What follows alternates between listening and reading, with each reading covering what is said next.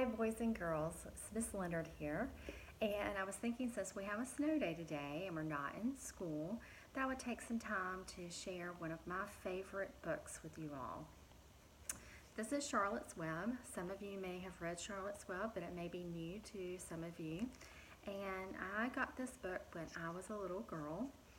I'm going to show you in here. I don't know if you can read that, but I got this book when I was a little girl, and it's from my Papa and Granny Ann. I got it at Christmas in 1979, so this book is really, really old, and I've kept it all these years because it's a treasure to me, and I've loved this book, and I love the fact that my grandparents gave it to me, so I just wanted to share the first chapter with you all, and I hope that you probably have some books that you really love too, and I hope that they're treasures to you and you will keep them till you're an adult like me. So, Charlotte's Web by E.B. White. And the first chapter is Before Breakfast. "Where's Papa going with that axe?" said Fern to her mother as they were setting the table for breakfast. "Out to the hog house," replied Mrs. Arable. "Some pigs were born last night." "I don't see why he needs an axe," continued Fern, who was only 8. "Well," said her mother, "one of the pigs is a runt. It's very small and weak, and it will never amount to anything. So your father has decided to do away with it." "Do away with it?" shrieked Fern. "You mean kill it, just because it's smaller than the others?" Mrs. Arable put a pitcher of cream on the table. "Don't yell, Fern," she said. "Your father's right. The pig would probably die anyway." Fern pushed a chair out of the way and ran outdoors. The grass was wet and the earth smelled of springtime. Fern's sneakers were sopping by the time she caught up with her father. "Please don't kill it," she sobbed. "It's unfair." Mr. Arable stopped walking. "Fern," he said gently, "you will have to learn to control yourself." "Control myself?" yelled Fern. "This is a matter of life and death. And you talk about controlling myself?"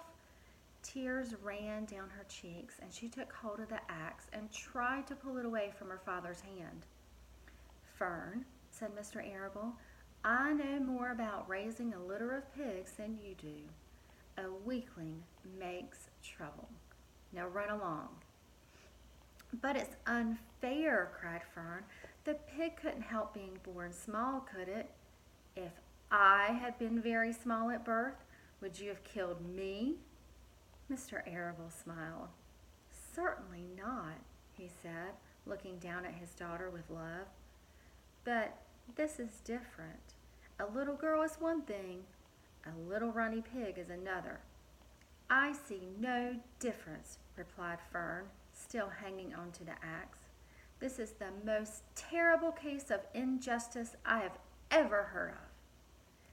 A queer look came over John Arable's face. He seemed almost ready to cry himself. "All right," he said. "You go back to the house, and I will bring you the runt when I come in. I'll let you start it on the bottle like a baby. Then you'll see what trouble a pig can be." When Mr. Arable returned to the house, half an hour later, he carried a carton under his arm. Fern was upstairs changing her sneakers. The kitchen table was set for breakfast, and the room smelled of coffee, bacon, damp plaster, wood smoke from the stove. "Put it on her chair," said Mrs. Arable. Mr. Arable set the carton down at Fern's place. Then he walked to the sink and washed his hands and dried them on the roller towel. Fern came slowly down the stairs. Her eyes were red from crying. As she approached her chair, the carton wobbled, and there was a scratching noise. Fern looked at her father. Then she lifted the lid of the carton. There, inside, looking up at her, was the newborn pig.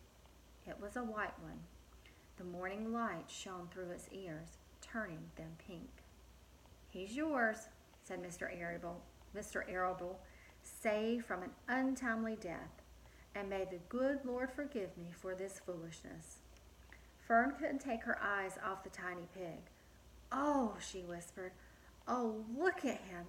He's absolutely perfect." She closed the carton carefully.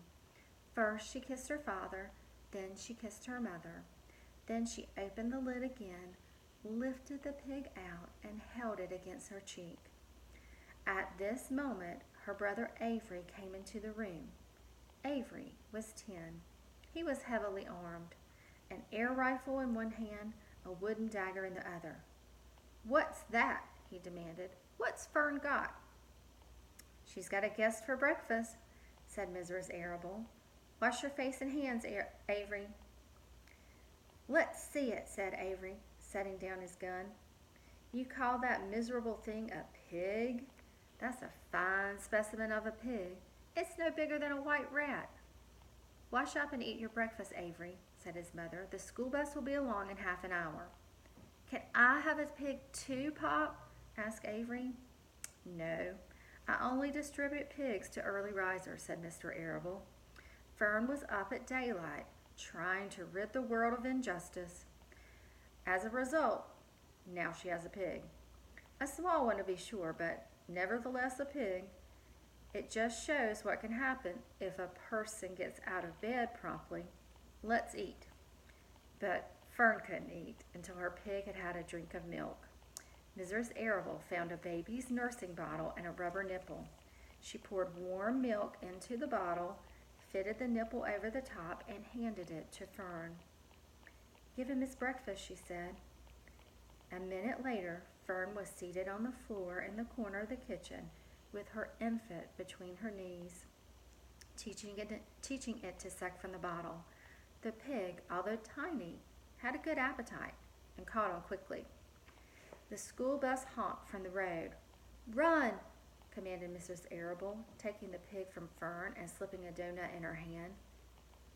The children ran out to the road and climbed into the bus. Fern took no notice of the others in the bus. She just sat and stared out the window, thinking what a blissful world it was and how lucky she was to have entire charge of a pig. By the time the bus reached the school, Fern had named her pet, selecting the most beautiful name she could think of. "Its name is Wilbur," she whispered to herself. She was still thinking about the pig when the teacher said, "Fern, what is the capital of Pennsylvania?" "Wilbur," replied Fern dreamily. The pupils giggled. Fern blushed. And that's the end of chapter 1. I will come back later and read chapter 2. The title of chapter 2 is Wilbur.